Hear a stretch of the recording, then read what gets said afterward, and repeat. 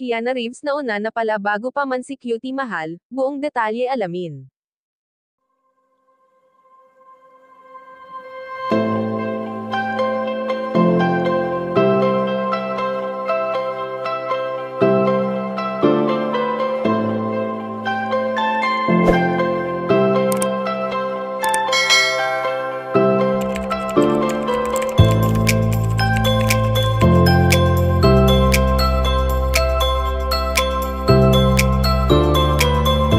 Kilala naman natin kung ano at sino si Bunso Mix Molino base sa ating mga nakikita sa kanyang mga social media accounts.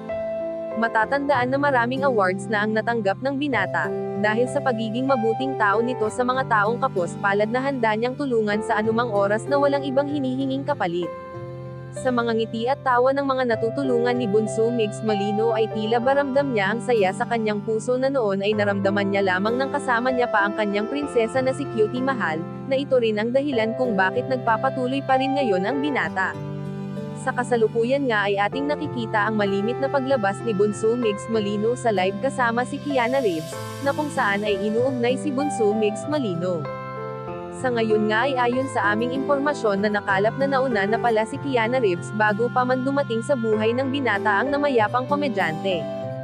Ang pagiging magkaibigan ng dalawa ay nagsimula noon pa man, kaya walang mali siya kung ating makikitaan ng closeness ang dalawa para sa isa't isa, sapagkat kilala naman natin si Bunso Mix Molino na talagang sweet sa kanyang mga mahal sa buhay.